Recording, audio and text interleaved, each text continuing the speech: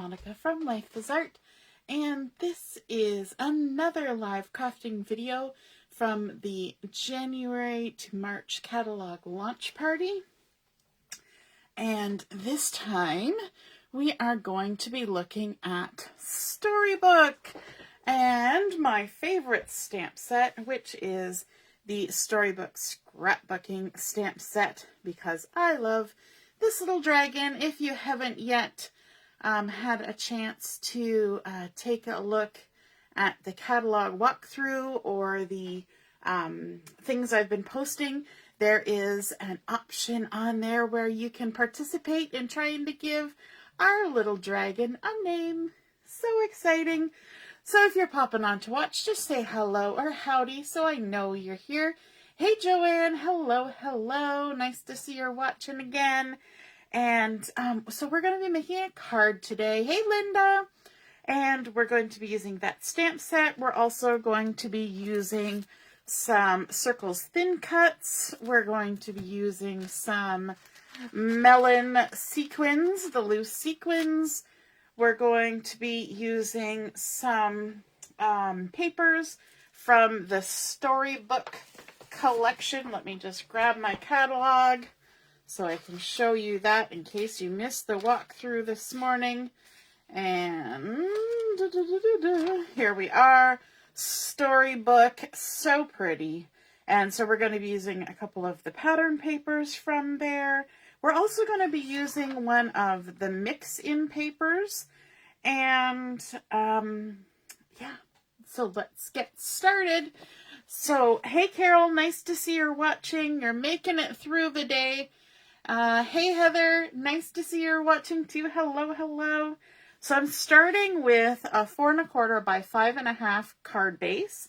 And to that, I am going to add a piece of black cardstock. And this is actually the black core cardstock, but it's pretty much interchangeable with the regular black core cardstock that has the white core.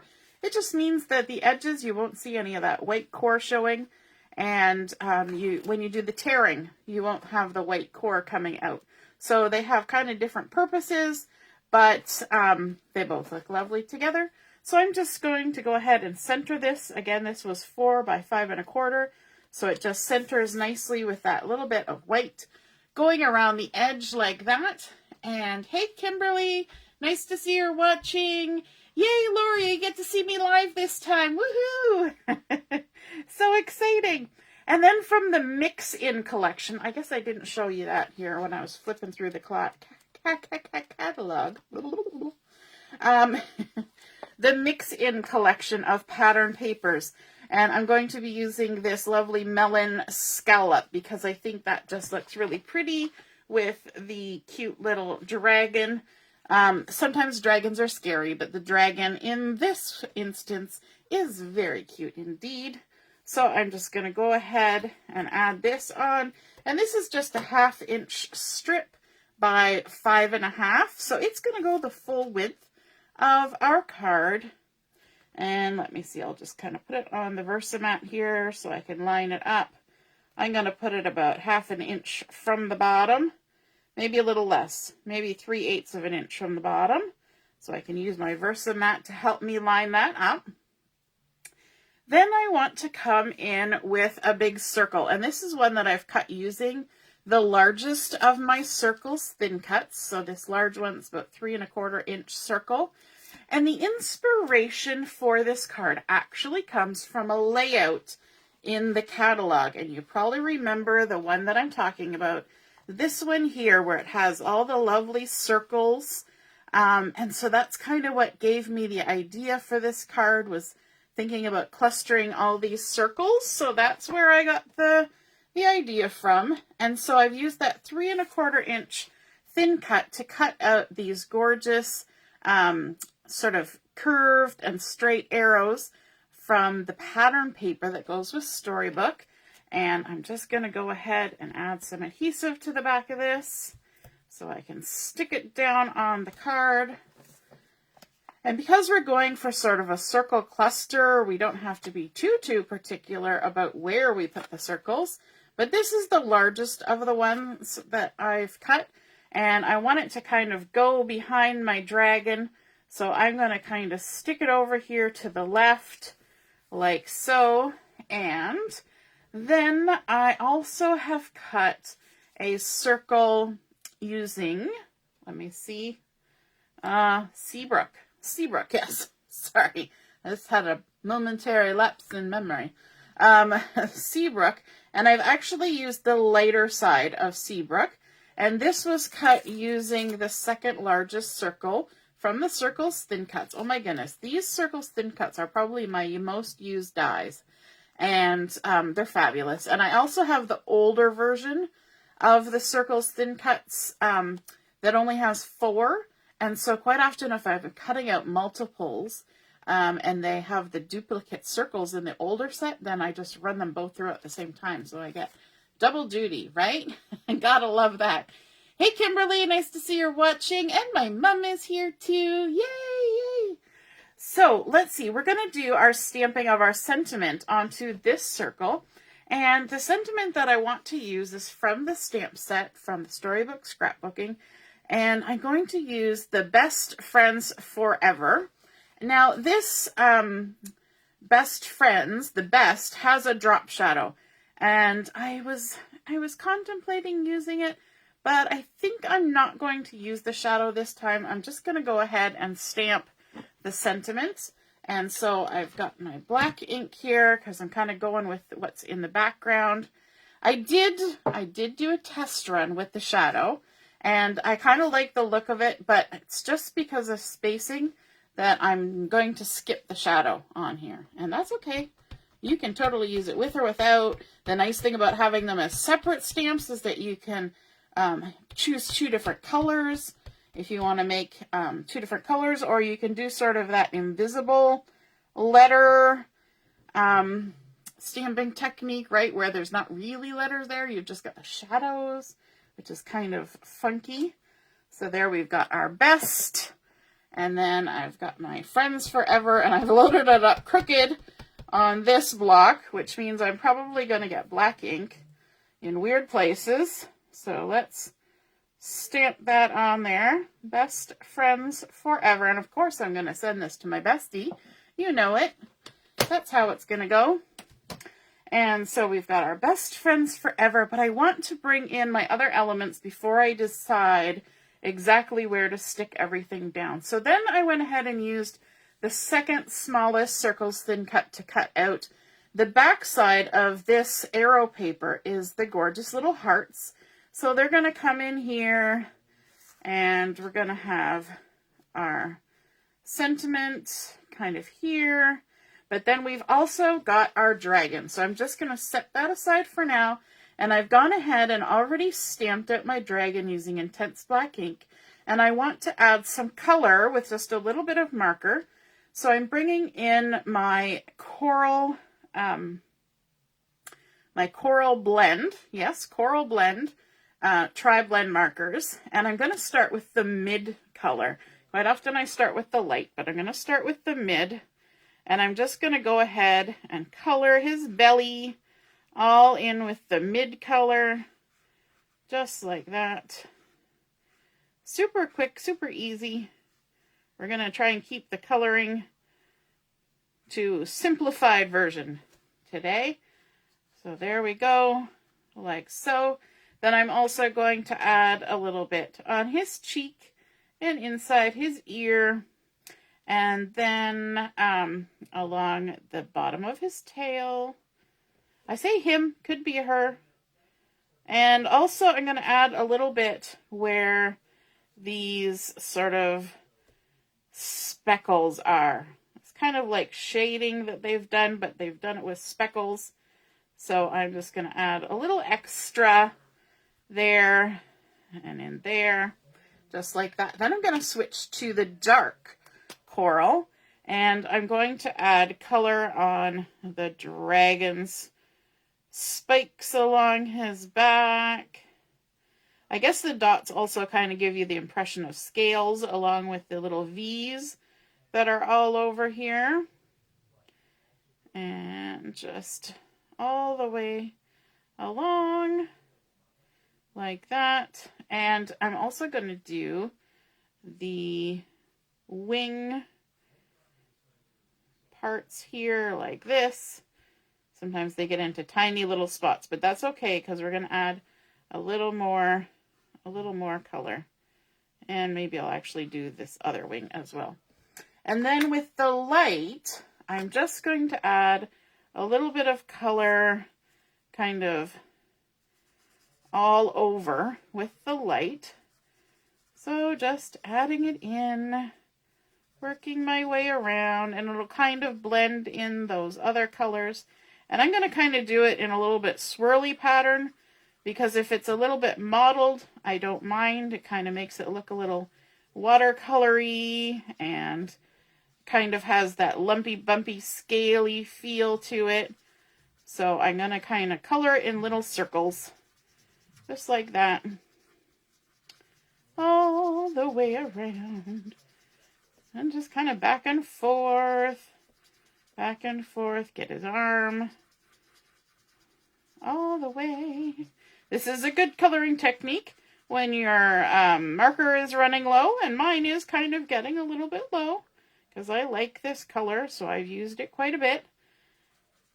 And we just continue our way all along. I'm going to sing to myself now as I color. Do you sing while you color? I tend to do that because there's nothing else going on. Just coloring along.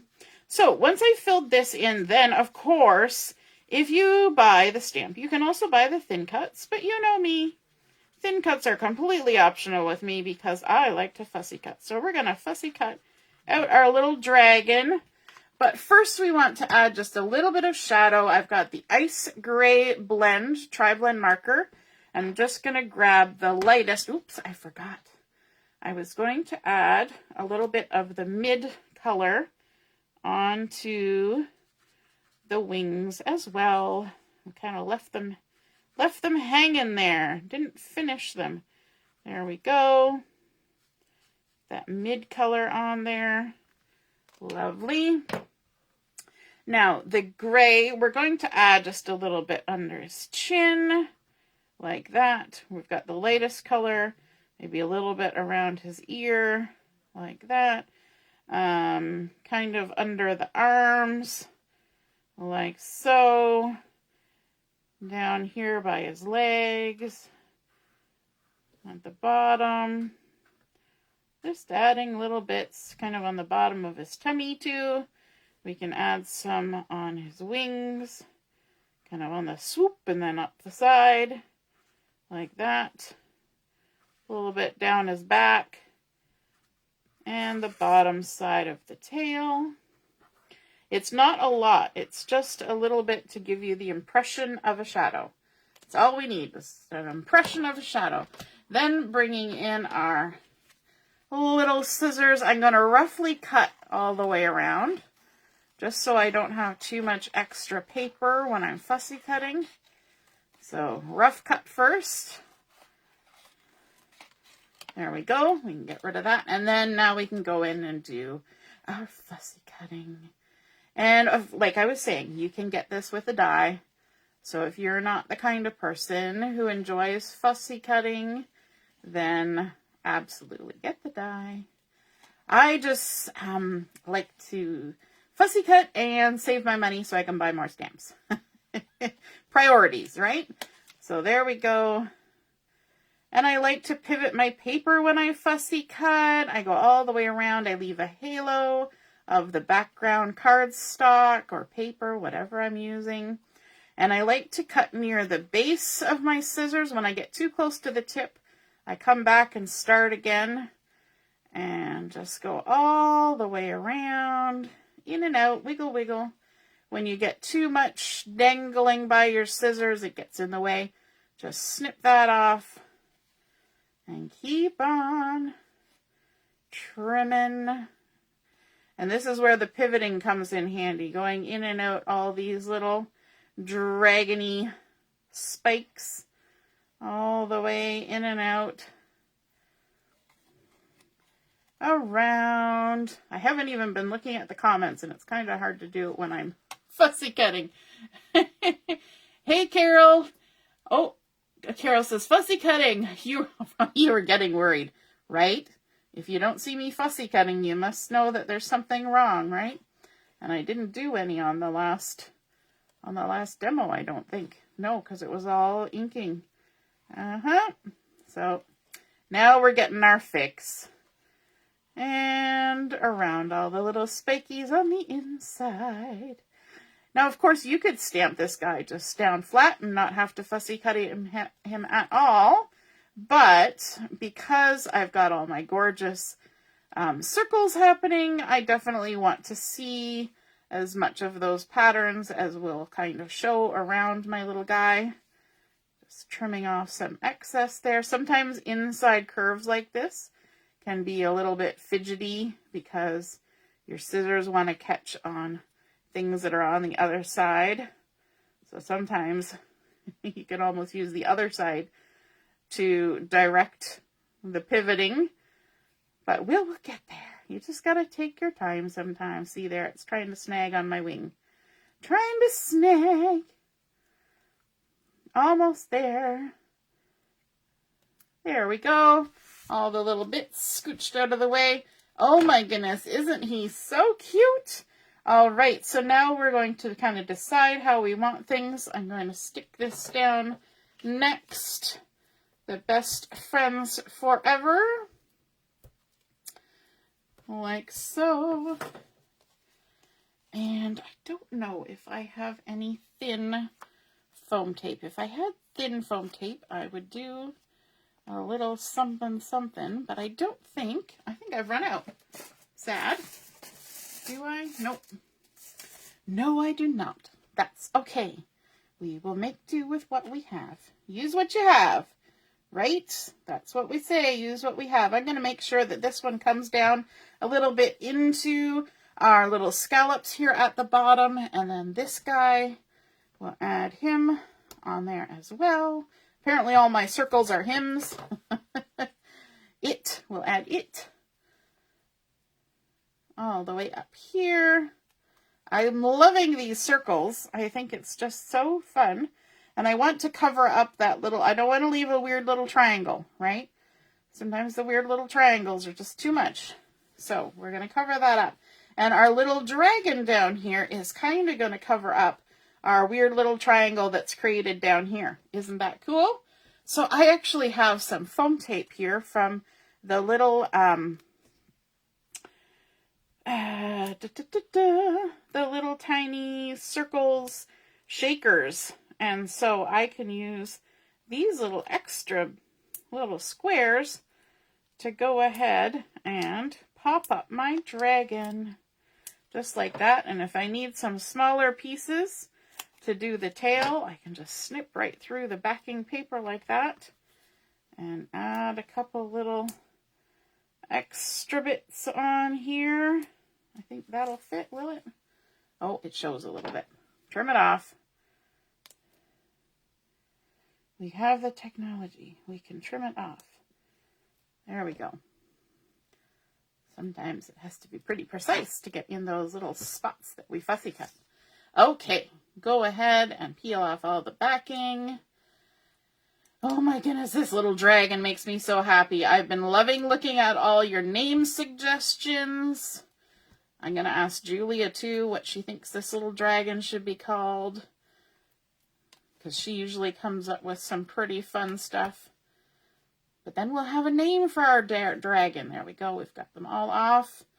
And we can add this on here. You want to make sure you get it in the right spot before you stick it. There he goes.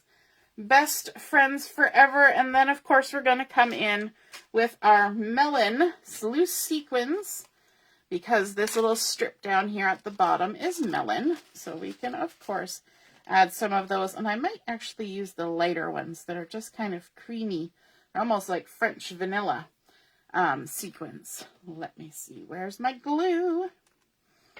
Where are we going to add some? We're going to add a couple down here like that.